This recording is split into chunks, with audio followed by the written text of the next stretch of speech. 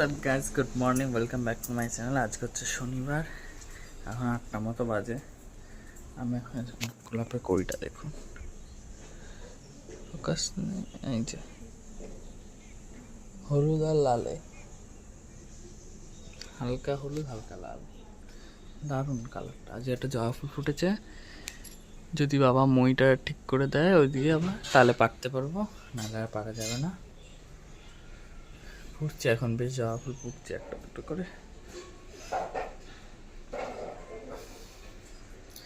ঠাকুর ঘর খুলবো এখন, তারপর স্নান করবো, তারপরে পুজো দেবো। এদিকে সেদিনকে যে শাড়িটা পরেছিলাম ধুতি করে, সেটা মা ধুয়ে দিয়েছে, যেহেতু আকাশে রোদ উঠেছে। অনেক দিন পর সকালবেলা ঘুম থেকে উঠে সূর্যদেবের দর্শন হলো, মোটামুটি 1-2 সপ্তাহ পর, অনেক দিন পর। চলুন ঠাকুর খুলে নেওয়া যাক। প্রায় 9টা বাজে, আমার স্নান হয়ে গেল। প্রায় 9টা বাজে, আমার স্নান কমপ্লিট। এবার আমি যাবো পুজো দিতে। বৃষ্টির চক্করে ঘর বাড়ি এত ভেজা ভেজা লাগে না, মানে মাটিতে পা দিতে ইচ্ছা করে না, প্যাচ প্যাচ প্যাচ প্যাচ করছে।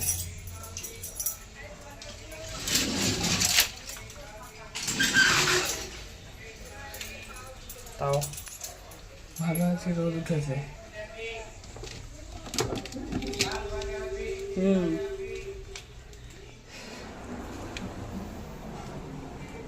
কিছুদিন আগে রতনমেলার থেকে যে কান পাশাগুলো এনেছিলাম আমার মার জন্য, সেগুলো পরানো হচ্ছিল না, তো ফাইনালি আজকে পরিয়ে দিয়েছি। এই দেখুন,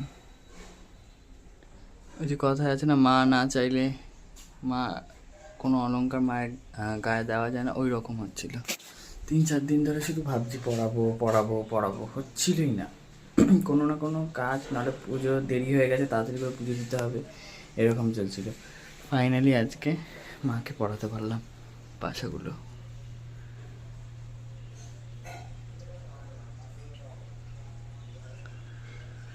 মার মুখটা এবার পুরো ভরা ভরা লাগছে পাশাগুলো পরে, দারুণ লাগছে দেখতে মাকে। চলো গোপাবাবুকে স্নান করিয়ে নি।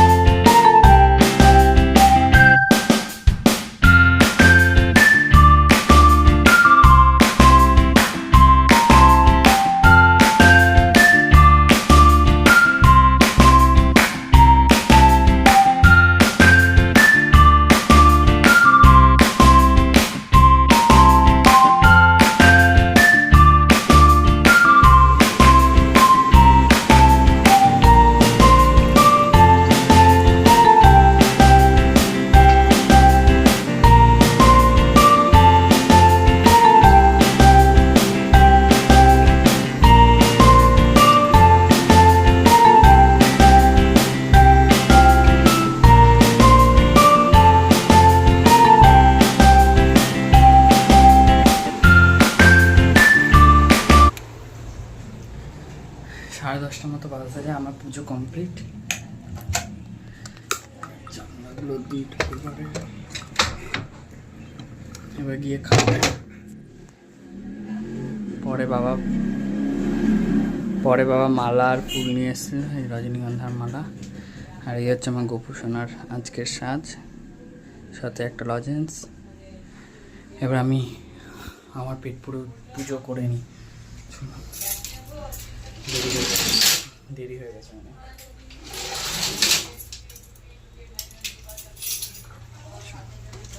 যাচ্ছি সেই হাটে, ওই গলাপাড়া ঘাটের ওখানে যে হাটটা বসে, নিয়ে আছি ব্যাগ। চল যাওয়া যাক, করছি যার জন্য ছাতা নিলাম। দেখুন মেঘ করে আসছে, যখন তখন নামতে পারে।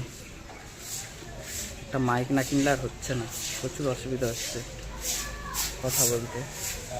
বাইরে গেলে তো মাইক ছাড়া বলাই যায় না। চলুন, এই এক ফোঁটা দু ফোঁটা পড়া শুরু হয়ে গেছে, মেঘ জমেছে আর পড়া শুরু, না আগে না পরে, ঠিক টাইমে।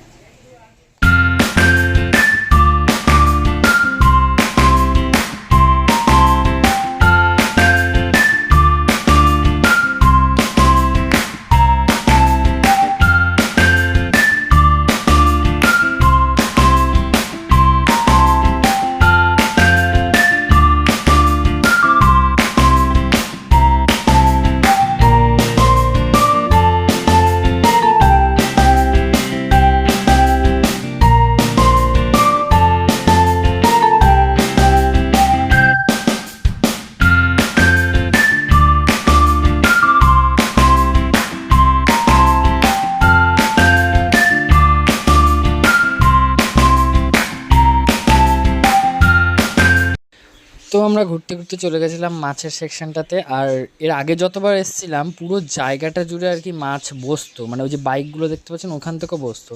কিন্তু এবার দেখলাম একটা জায়গায় পুরো মাছের সেকশন করে দিয়েছে, বেশ প্লাস্টিক টাঙিয়ে ওখানে দোকান টাইপের করে বসেছে। তো অনেক ধরনের মাছ ছিল, অস্কার ছিল, ওই দেখুন সামনে প্লাস্টিকটা অ্যারাপাইমা রয়েছে। আমার খুব ইচ্ছা আছে কখনো না কখনো অ্যারাপাইমা রাখার। আমাদের 3খানা অ্যারাপাইমা ছিল, ফেদার বলে ছিল, যেগুলো কালো কালো বড় বড় ওগুলো হচ্ছে ফেদার, এটা ছিল অ্যারাপাইমা। দেখুন 3খানা ছিল, এই সাইজেরটা রাখা যাবে, কিন্তু এর থেকে বড় হয়ে গেলে আবার রাখাটা তখন মুশকিল হয়ে যাবে, অ্যারাপাইমা বেশি লাফায়।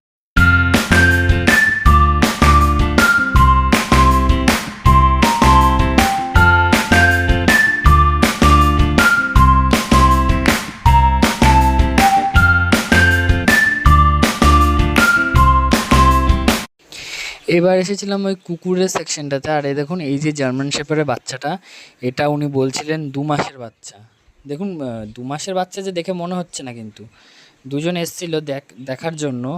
তো উনি বারবার বলছিলেন, মানে যিনি দোকানদার ওই যে তুলছে দেখুন, বলছে 2 মাসের বাচ্চা 2 মাসের বাচ্চা, ওনাদের দেখানোর জন্যই তুললো। কিন্তু হেভি কিউট লাগছিল, আমার তো ইচ্ছা করছিল যে আমি নিয়ে আসি, কিন্তু এখন তো সেটা সম্ভব না, কখনো না কখনো নিশ্চয়ই আনবো একটা ডগ। তারপর মার্কেট ঘোরা শেষ করে একটা দোকানে দাঁড়িয়েছিলাম, আর সেখানে কিছু মাছ খুব পছন্দ হয়েছিল। আর এই যে এনার হাতে যে রয়েছে এইখান থেকে কিছু মাছ নেব। আর এ দেখুন এই সামনে অ্যারাপাইমাগুলোকে দেখুন, আমার এত পছন্দ হয়েছিল অ্যারাপাইমাগুলো। বাট 2 ফুটের অ্যাকুরিয়ামে না এখন থাকলেও পরে থাকবে না, আর কাঁচা মাছ দিতে হয় এদের খেতে। সে যাই হোক, আমি নিয়েছিলাম প্ল্যাটিনাম অ্যাঞ্জেল, এই যে সাদা সাদা হয় দেখতে এবং আলো পড়লে চিকচিক চিকচিক করে। আমার খুব ভালো লাগে এই মাছগুলো, আর স্পেশালি আমার বাবার খুব প্রিয়। দেখুন পিছন দিয়ে দেখছে ঠিকঠাক করে দিচ্ছে নাকি, ঠিকঠাক মাছ দিচ্ছে নাকি, আমার বাবার খুব প্রিয় প্ল্যাটিনাম অ্যাঞ্জেল, ওই কারণে এগুলোই এনেছি। 6 পিস নিয়েছিলাম, 6 পিসের দাম পড়েছিল 150, এবং খুব ভালো লাগছিলো দেখতে। অ্যাকুরিয়ামে আনার পর ছাড়ার পরও দারুণ লাগছিলো দেখতে মাছগুলো।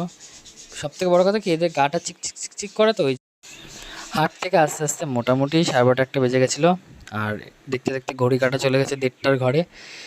আর এটা হচ্ছে লাঞ্চ টাইম। তো আজকে লাঞ্চের মেনুতে রয়েছে ছোটো ছোটো করে আলু দিয়ে ছোলার ডাল, আর আলু ওল দিয়ে তরকারি, আর হচ্ছে আলু পোস্ত, যেটা আমার বাবার প্রিয়, আমি অতটা ভালো খাই না। এটা লেবু, শসা, অ্যাজ ইউজুয়াল ভাত। আর এই ছোট্ট টিফিন কৌটোটাতে রয়েছে আমার জন্য পাঁপড় ভাজা, যেহেতু আমি আলু পোস্ত খাই না সেই কারণে। আর কি গরম লাগছিল দুপুরবেলা, দেখুন রোদের তেজ দেখুন, মনে হচ্ছে সব জ্বালিয়ে পুড়ে দেবে। মেঘ ভাঙা রোদ্দুর, 4-5 দিন বৃষ্টি হয়েছে, আরামসে কেটেছে, ঠান্ডা ঠান্ডা ঠান্ডা। আর হঠাৎ করে রোদ্দুরটা দিয়েছে তো ভ্যাপসা গরম লাগছিল। দেখুন রোদের তেজ দেখেছেন, ব্যাপক গরম লাগছিল। সে যাই হোক, চলুন পেট পুজো করে নিই, পেটে ছুঁচো ডন মারছে, তারপর আপনাদের সাথে কথা বলছি, ঠিক আছে? চলুন। তো খাওয়া দাওয়ার পর যেহেতু এত মেঘ ভাঙা রোদ্দুর উঠেছে, এত গরম, তাই আমি নিয়ে এসেছি আমার জন্য একটা ম্যাঙ্গো দই। বাকিদের জন্য আমুলের যে দইগুলো হয় ওগুলো আনা হয়েছে। আমরা একটু ওপরে গেছিলাম, তো স্মার্ট পয়েন্টে গেছিলাম, তো স্মার্ট পয়েন্ট থেকে নিয়ে এসেছি ম্যাঙ্গো দই। আর বাকিদের জন্য ওই যে আমুলের দই আছে ওইটা আনা হয়েছে, একটা লস্যি আনা হয়েছে, আর মাছও এনেছি, দেখাবো সব একটু পরে। চলুন দইটা খেয়ে নিই। মেঘমাঙা রোদ্দুর তো, ভীষণ তাপ রোদের, বেশ গরম লাগছে।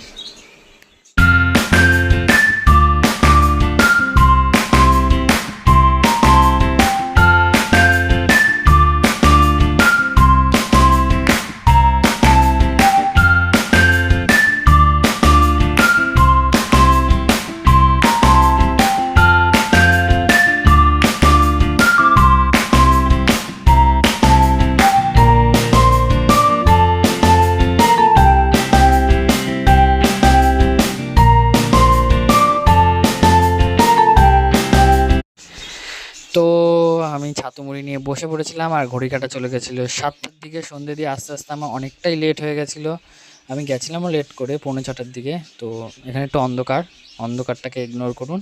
আর আমি খাচ্ছিলাম ছাতু মুড়ি। আমার ছাতু মুড়িটা খেতে হেভি লাগে। সকালের দিকে তো ছাতু মুড়ি কলা মিক্সিং করে খাই, কিন্তু বিকালের দিকে আমি কলা খাই না, তো শুধু ছাতু মুড়িটাই খাই। অনেক সময় ছাতু শরবতও খেয়ে নিই, বিকালের দিকেও বা সকালের দিকেও, যখন যেমন আর কি, বুঝলাম। 8টা মতো বাজে, আর আমি খাবার লজেন্স যেগুলো এনে রাখা আছে আমি খাবো।